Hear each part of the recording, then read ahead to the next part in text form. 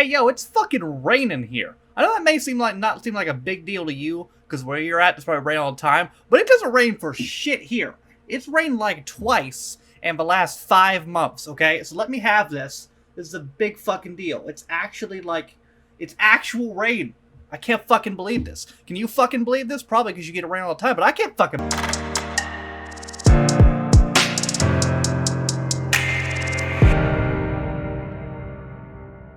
Hola mis amigos and possible amigas, my name is Tav316. Welcome back to another reaction video. Today, we are going to be reacting to Charlie Brooker's Screenwipe. So, Charlie Brooker's Screenwipe is a British television review program created and presented by Charlie Brooker, obviously, and broadcast on BBC4. The program contains reviews of current shows as well as stories and commentary on how television is produced. The actual show itself ran from March 06 to December 08, but they did have a yearly wipe from 2010 to 2016. There was not one the last 2 years, though, and there won't be one this year, because he's got other commitments. Charlie Brooker, of course, also produces Black Mirror, which has been incredibly successful. It's very successful here as well. So, yeah, I imagine he's pretty wrapped up in that. I almost said wiped up in that. Pretty wrapped up in that. But anyway, this is about half an hour, so let's do... Fuck, I lost my words. This is about half an hour, so let's watch it. Alright, let's do it.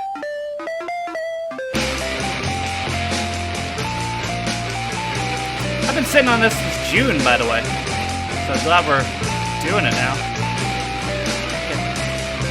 Was he just fucking that TV? I'm pretty sure, unless I saw that wrong, I think he was fucking that TV. I'm pretending I didn't see that. I didn't see that man fucking that TV. Hello, I'm Charlie Brooker and you're watching Screenwipe, a program all about television, and that's about all we've got time for this week, so bye! Bye! Alright, well, good reaction, you guys. I enjoyed it. I don't know about you. I think we had a good time. Oh, what's on next? BBC One now, Adrian Chiles is hot on the trail of the real Jackie Brambles. Okay. And on BBC Three, Barry Shitpeas is sick on a widow. Okay, well, let's stick around and watch something else. I mean, I've only got about a minute of footage so far, so I kind of need more than that. So let's see what we got on next. Now on BBC Four, Victoria Corrin's Close to the Edge. Close to the Edge, okay, let's watch it. Haven't heard of this one. It's got a nice tune. Thought it'd be interesting. I mean, I need something else to fill the reaction. Sorry, I might have changed the title now. But we got this. Yes, it is a history of corners. I love corners. They're very essential to building structure. Corners are where little Jack Horner ate his pie. Interesting. Several hundred years later, Dizzy Rascal rapped about being a boy in one. Corners have been an essential part of popular culture for centuries. And yet, incredibly, they didn't exist at all until 1384. Whoa. In fact, this example, here in the crypt of St. James's Church, Spitalfields, was the first corner in the world. Whoa! People queued for hours. Yeah, hooray for fucking corners. Go on, piss off, Corin. Come on, end this bullshit now. I haven't finished. Roll credits. I was watching that. Have you noticed how programs today all seem to overlap each other? Whatever happened to the good old days of proper end credits like this? Back in my day. I'll tell you what happened. These lovely old credits ended. In the case of the BBC, they ended in June this year when this set of guidelines was introduced. It specifies what you can and can't do, with the emphasis on the can't. But before we ever moan about that, let's look at how credits used to work. Old end credits were often agreeably shambolic and handmade, like these charmingly low-tech examples from Crossroads. I like them. What's more, they lasted an age compared to today and would often end with the date the show was made printed in Roman numerals, so it was hard for viewers to tell just how old the repeat was. Just fucking learn them. Then broadcasters did some research and realised that people turned off or over during the end credits, and that just won't do in today's multi-channel world where the networks have to continually show off and behave in undignified ways in a desperate bid for your attention. It's embarrassing. hence the credit squeeze, which is meant in theory to keep you glued to the set. Thanks to the squeeze, we can't end the show the way we used to, no. Now our credits can't have distracting words or visuals in them, so they can be squeezed and babbled over. But we miss old end credits, and here's why. Proper end credits provide a mental breathing space, bookending each show and giving you time to let your I mental agree, feed but go I down. get it. You know? It's a bit like the moment you finish reading a novel. It's nice to just gaze wistfully out the window for a few I like moments them, but I get why they and changed it. reflect. But how much Ah. shitter would that be if the minute you finish, It's somebody Joaquin started trying Phoenix. to get you to read another book and then another book? Yes, some things the are more book you important than fucking ratings, deserve. and I'd argue that aesthetics are one of them. Now there's no more bits of business from the cast like in the pantomime-esque Are You Being Served. No more singing along Hey, to the Rent-A-Ghost? toe-tapping Rent-A-Ghost Yeah. theme tune. It's Super Horse. We were acting that like over a year ago. No more Dear God. funny joke names nestling amongst the Hey, press titles, that. and it's tougher to subversively pretend your show's ended when it hasn't, as in the peerless Monty Python. On BBC Two, a discussion on censorship between Derek Hart, the Bishop of Woolwich, and a nude man. And on BBC One, me telling you this. People in TV, especially young whippersnappers on their first jobs, like seeing their names in the credits. It gives them a sense of pride in their work. I mean, look Yeah, what's makes happened sense. to our team since the credit change. What's more, some viewers like Oh, he's credits. fucking dead. I used to like wondering who Mikola Polak was, or why Yeah, I Ken get you. Morse always seemed to be credited as rostrum camera. Incidentally, this is Mikola Polak. He's a man. Whoa! No, all I like that's that gone too, now, I get it. crushed by the clunking dead fist of marketing and people who use words like content and solutions like this. That's television, baby. Enablement really, Nice really haircut. does mean vision. And vision, Is that painted on? conversely, also means enablement. Yeah, ultimately, credit squeezes are bad because this gonk thinks they're good. Don't you Oh, Lord. make me sick. Let's have a look at your little report. Oh, let's try your glasses on. What does it look like? Oh, I can see content everywhere. That's interesting, isn't it? Oh, do you like that, do you? Bring the rest of it Batista up. Bowman. Well, have a look at this one. Look at this report, yeah? Look at that, yeah? Look at it, yeah? That makes sense to you, doesn't it, you Pick it up. Pick it up. Earlier this year, in one of our many previous series, we took a look at men in advertising and decided they were all swaggering, blokey cocks. But some of you complained. Women can be cocks too, you That's said. true. And you know what? You're right. And men can be bitches. Oh, she's so sexy. Oh, she thinks she's so sexy. Kind of. Oh, she thinks she's so sexy. I kind of she's agree. got Wait, a what the rosy, fuck? Rosy around her boobs. Actually, I did that the other day. Anyway, to redress the Or is it balance, we're going to roses? I take thought it was another meat look at for the a second, current remember? top 10 cocks in advertising, except this time round, some of them are women. Fair enough. Are they all And going to be number women? 10, a she-cock as pretty as her name suggests. I'm Nadine Baggett, celebrity beauty editor. And it can Why, give Miss you- Baggett, without the sack on your head, you're Oh, that's passable. fucked. There's a beauty product that's been splashed across page after page of magazines and newspapers. I've splashed across page after page of magazines and newspapers in my Same. time. Now Ola been Regeneris ruined by is internet the porn worst now. kept secret in beauty. Yeah, and whose fault is that, you terror hawk?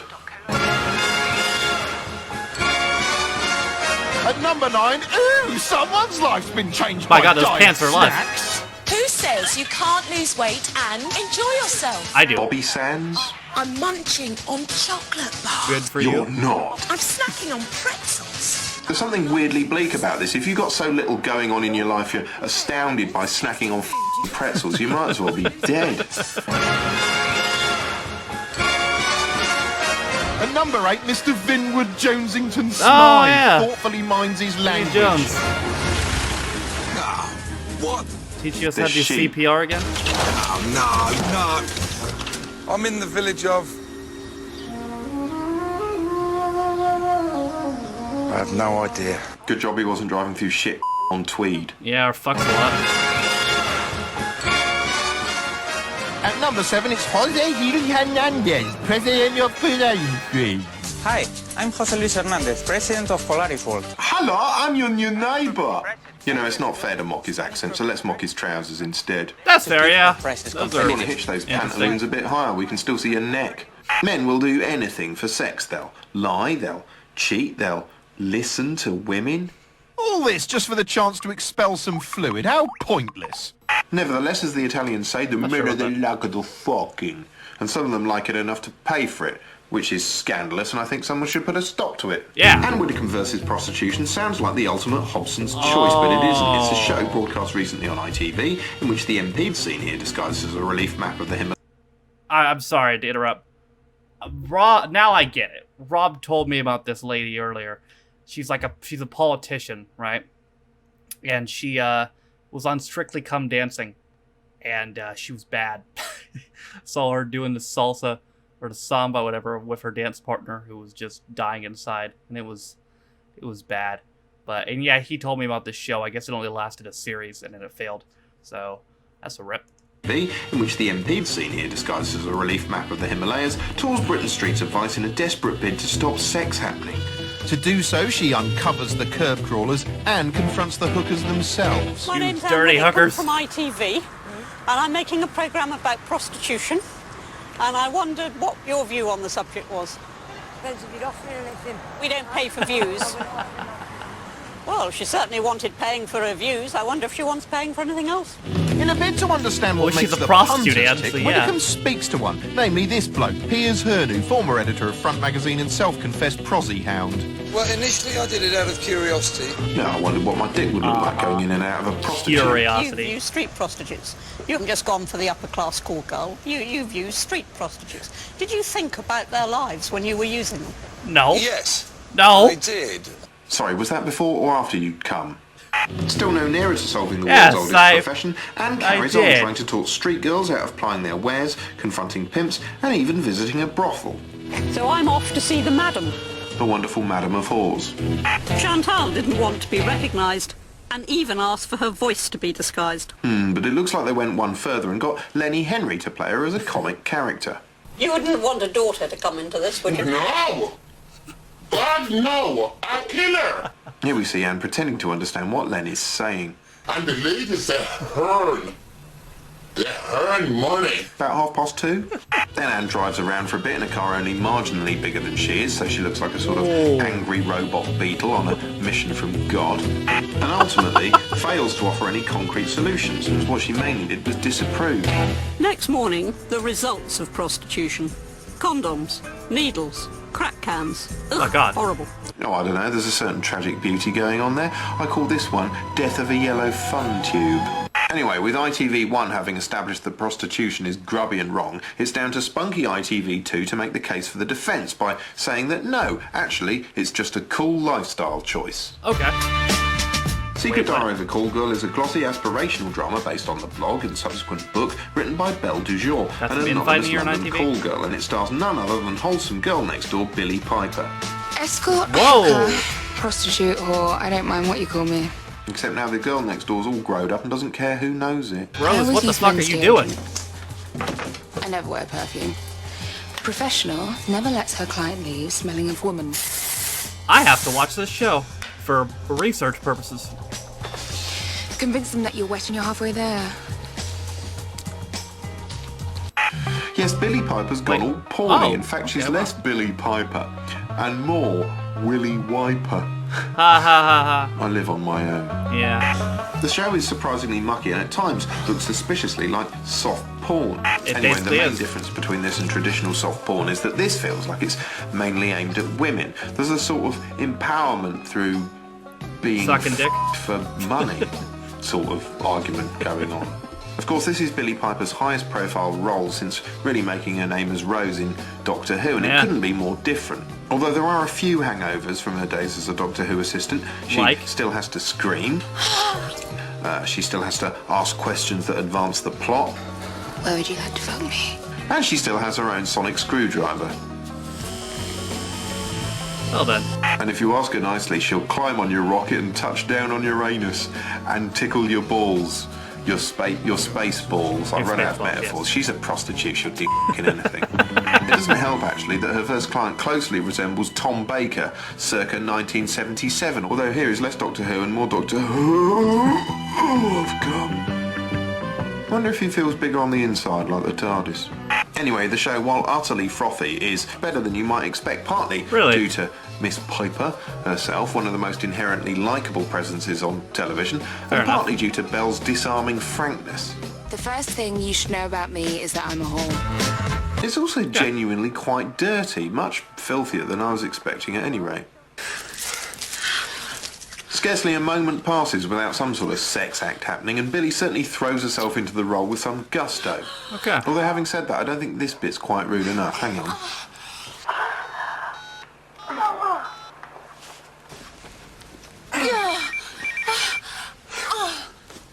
Okay, we're just gonna, yep. Right. I don't need to see any more badass. Billy, could you raunch this bit up a bit? Maybe pull his bum cheeks apart so we can practically see up his flu? No problem. No problem. Thanks. Don't do it, Billy. No! No, Billy, why? There's a strange tension at work on the show. Bring that On show the one back. hand, it's portraying Belle's life as glamorous and Oh, yeah, alluring. we're still doing it. But Okay. on the other, there are reminders that her life isn't without consequence, which I suspect will increase in intensity as the weeks go by, because we love a morality tale, us Brits, especially if it's disguised as a fest.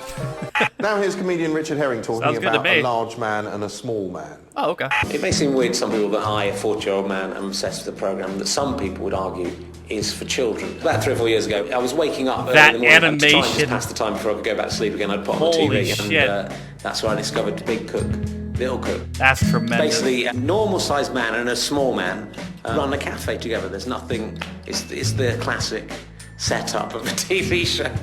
He is Big Cook and he is small. Friends in our cafe, we cook for them all. It's a very weird partnership. It's difficult to work out how they got together. And what's weird is that Big Cook has an unusual name. He's called Ben. But Little Cook is called Small, which I think seems rude. Sorry, Ben. Small, would you like to play catch with my beach ball? Oh, yes. Come on, then. 1, He's gonna 2, fucking kill him. 3. Hang on, Ben. I can't catch that ball. It's far too big for me. Every day, Well, fucking deal with it, midget. someone will come to the cafe, usually like a fairy tale character or just, like a pirate or a penguin. I hope it's a penguin. We've got a customer. I'm on my way. They never talk to the customer. We never see the customer. They just hide in the kitchen looking through a keyhole at them. Wow, that's a surprise. Give us some clues. See if you can guess who it is too. They do tend to give a meal to the person, which would be the most obvious thing. Although when the penguin was in, Big Cook suggested fish, and Little Cook went, no, he eats fish all the time, let's make him something different. Which actually is the one time when it's wrong, because penguins, if you feed them different things, they'll probably die. They send out the dish when it's ready, and then usually they comes back with a note and a gift. The Queen of Hearts gave Little Cook a tiny crown, and that was her payment for 6 jam tarts. Brilliant! That cafe is going to go out of business quite quickly unless there's something, there may be something else going on the side. I think there could be a front for some criminal operation. They're drug dealers. What I really like about it is that the Big Cook is really rubbish. He kind of overacts everything. When he dances around, it's really over the top, and they always kind of hang on him a bit too long. It looks like Denise the dentist enjoyed her melon smile with toothpaste dip. It's kind of just hypnotically impossible to stop watching it. And yet, when I was watching it every day, it was sending me slowly mad. Ingredients will I put imagine. away. Ready for use another day. Pots and pans will start to smell if we don't wash them really well. And now it's clear, let's all smile. We'll be finished in a little while. I wish I'd written it, because, it's literally just format, copy and paste, and then just change about 2 words in it. That's Cross kid out shows. Percy the penguin, write in, Franco the footballer. Back in my day, Cross out fish, right in football. creative. Job done. Oh, there we go. Back in. At number 6, shut up and start shitting. Oh, it stinks. Thanks for that. What's happening, darling? It's all gone. It's all gone. What's all gone? Your dignity? In the first take, of course, he just smeared that drawing on a bit of bog roll with his own shit. Fuck. At number 5, a big hairy who does everything his sat-nav tells him to. Take the next right. This one's in here just because he pulls some of the smuggest facial expressions in history. Now, enjoy. That's him. I'm driving my f***ing car. Fucking prick. At number 4, is Davina's mum in the room or in her head? Look, Mum, this colour's perfect. Oh, it is very you. You know, the last time I heard someone talking to their mother like that, it was Norman Bates. Your dress? What's that, Mother? Will it do my bit of grey? Go on, do her mother's bit of grey. Blech. What are you wearing tonight? Ta-da! Do you exist, lady? A lot of people say they want a career in TV, but how's that likely to pan out? Well, the chances are it might look something like this. Oh, look, it's you, a fresh-faced, nigh-on-fetal 21-year-old finishing your media studies degree with an earnest 15-minute documentary about a local homeless man called Billy. It's well received by your fellow students. You pass your exams, receive a diploma in mediated enablism, send your CV to 10 million different companies, and finally get a reply from a production company offering you a job as a runner. Hey, it's the bottom rung, but it's a start. Your dreams of making a difference with your work seem to be coming true, and you arrive in London with a head full of stardust and immediately email all your old friends and crow about your glamorous new telly career. As a runner, your job largely consists of dogs bodying around at the behest of producers, performing whatever tasks they see fit at a moment's notice. Your wages aren't great, so to make ends meet, you spend most of your nights on the bathroom floor of some cramped shared accommodation way out in Zone Q. But because you live so far away, this means you have to go to bed at 4 and wake up at 5, ready for another day spent waiting hand and foot on the talent, an overpaid gonk, earning $20,000 an episode who treats you like half-price shit. He hurls coffee over you day in, day out, and at the end of each evening you wind up desperately wringing out your top for sustenance. After a year of running, you get your first promotion. Well done, you're now a junior researcher. Your new job mostly consists of typing things into a search engine and printing them out for the producer, who merely smiles, says they're not quite good enough, and asks one of the proper researchers to do better while you have to help the runner make tea. Said runner, who's supposedly beneath you, turns out to be a backward, feckless cretin who spends most of his time loafing around trying to act like a cooler-than-thou skate. But he's also the MD's son, which means you have to do his work for him while a menopausal producer fawns over his every stupid gesture. Before long, he comes to symbolise everything you despise about our cruel and godless too real, humans. bud. Look at him. Hate him. Hate him. Hate him. Hate him. Meanwhile, there's someone else working on the show you've developed a doomed crush on, which is psychologically unhealthy but pleasantly distracting. This is simply the first instance in a repeated production cycle in which, devoid of contact from your regular friends and family, you form intensely close bonds with select co-workers. Now you're on a roll and you jump up the career ladder again, becoming a researcher. Cool! Nice. On a show where grieving people get gunged in a skewed bid to cheer them up. Your duties include cajoling them into signing release forms. Dispirited and disgusted with yourself, and your few moments off, you simply stare at the wall. You haven't seen your family in a year and your personal life's in tatters. But hey-ho, at least you're working in telly, yeah? Before long, you've become assistant producer, which sounds more impressive, but also means you're doing more work than ever, especially because F***face here is the producer, and he's a lazy, boorish imbecile who spends all his time arsing about and lazily assaulting the runners. But as luck would have it, one of the contestants dies during a gunging. Manslaughter is generally frowned on in telly, so the producer is sacked. And since you're the one with the most experience, you get his job. Nice! Congratulations, you finally made it to producer level, and for a while at least you're loaded.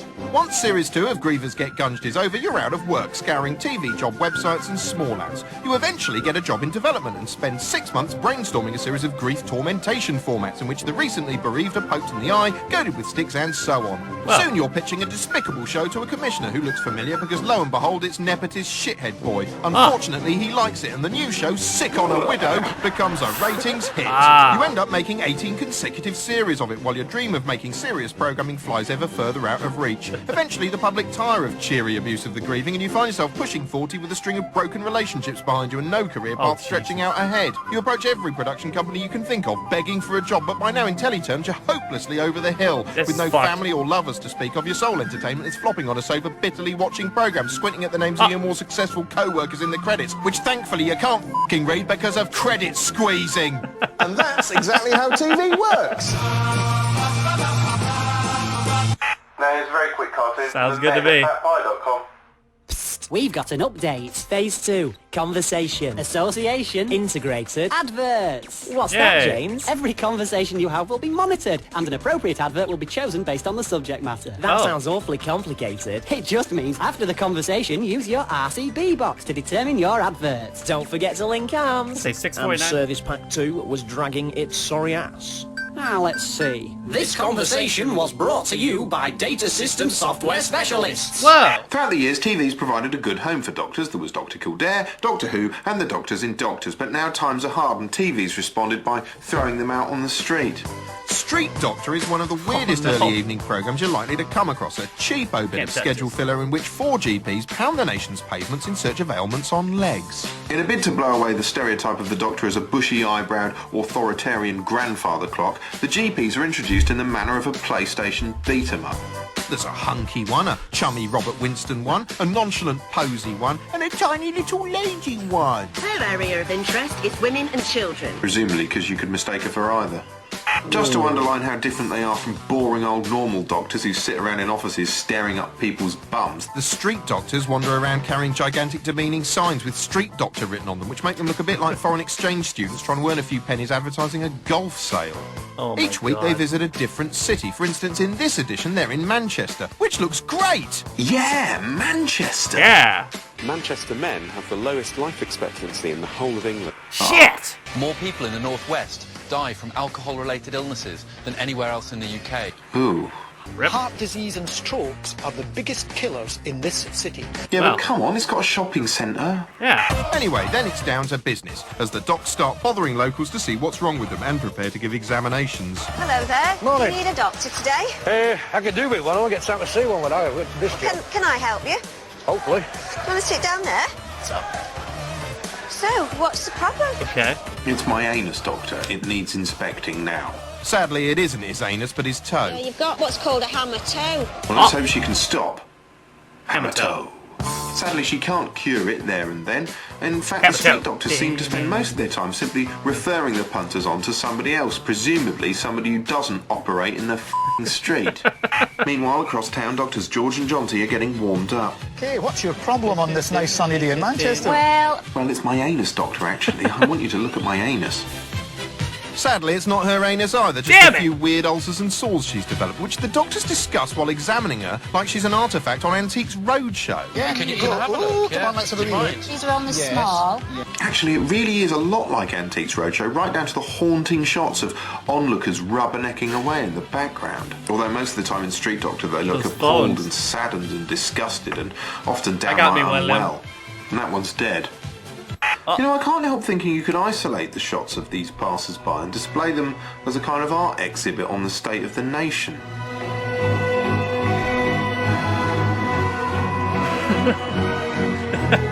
Actually, they've got good reason to look sickened, because the whole thing is gross from beginning to end.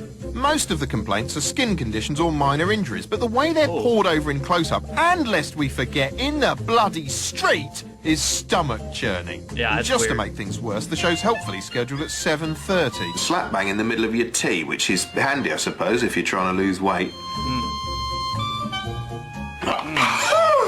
Right then, Norman, I gather you've got a bit of a medical problem. I have, really. It's my anus, Doctor. I need you to get on your hands and knees, pull my buttocks apart and stare right up my anus right here in the station. This being a TV show, of course, there are only so many standard issue plebs the doctors can take, so wherever possible they up the ante by examining the more exotic members of society. John Tim, one of the Street Doctors. Hello. Fucking hell, Amy Winehouse has let herself go. But star performer David is hiding an This actually might have unsightly been before she secret died. under his skirt. You don't say. I have a really horrible varicose vein on my leg. I find myself embarrassed. Yeah, let's have a look. Oh, Christ, that's horrible! Oh. Having saved Manchester from certain death, the doctors meet up for an awkward stagey chat about the best cases they've seen that day. I saw a lovely young woman. She was really worried about type 1 diabetes. We bumped into Stephen, didn't we? Who had that massive This is weird. I saw a lovely lady, Mary. The poor lady had dropped a brick on her finger in the garden. That's nothing. I examined this guy's anus, yeah, in the road, yeah, right outside Sainsbury's, yeah. It was bloody amazing. I suppose the justification for Street Doctor is that it's passing on helpful medical advice in an easy-to-swallow form. I guess. But surely there can't be anyone left in the nation who doesn't know that maybe smoking's bad and maybe eating pies all day is wrong, and yes, we should all exercise and finish our greens and so on. We know. We all bloody know. True. Nevertheless, we have to be told again and again and again like children. And now we're being inspected in the street like cattle. Anyway, which would you rather do? Die young, smoking, fat and happy, or live to 1,000 in a world where this is acceptable? Do you just want to pop your trousers down for me? It's also essential that you warm your hands as well. Yes, Finally! warm hands. Going after the butthole. At number 3, Orange think you're in kindergarten. I like getting a little extra time with my friend on the scrap of park. or a roadside bend. I like it when they tell me about people who died, cause their houses burned down and their children fried. At number 2, a rundown Pretension Street. I've collected footsteps before dawn. Ooh. Seen places I never knew existed. So edgy. Run to the moon and back. Like this dude's a poet? Yeah. I've plugged into a higher purpose.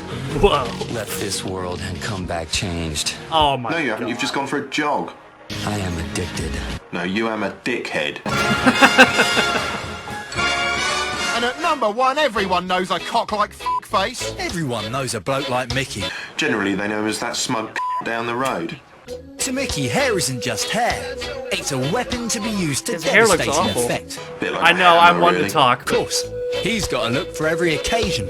There's the fluffy cock, the windswept cock, the cock in glasses, the bell end, and the self-satisfied shithorn. Wonder what hairstyle he wears when he's jerking off in front of the mirror. That's it for this week. Next time, Probably it's a last TV one. news special. And now, since we've already run the credits, I'm just going to dump you straight back onto BBC 4. See ya. Okay. Hello, BBC4. What have we got up now?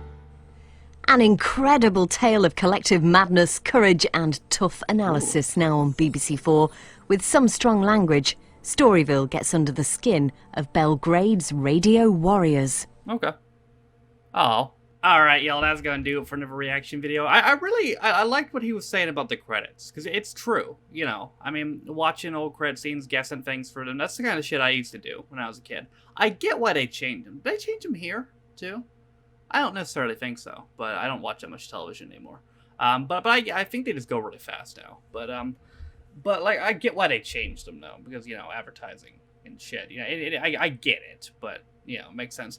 And prostitution show. That was a good point. How she fucking didn't actually do anything. Like, she didn't offer up any solutions. She just kind of talked about it. Like, you're doing prostitution. That's wrong. Okay, how should I fix my life? Stop doing it. Wow, thanks, Anne.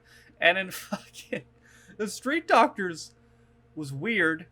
It was I guess it, again, helpful medical advice, but it's weird. And the Billy Piper show, might have to look into that. Might have to. I didn't know Billy Piper did that kind of show. I might have to do some extensive research on it, just for research purposes, of course. You understand? It's like I need to immerse myself in the research department. I want to see Billy Piper get fucked in the show. Okay, I'm just gonna say it right now. I'm gonna watch it. And you're all gonna be okay with it. But anyway, that is going to do it for my reaction to Charlie Brooker's Screenwipe.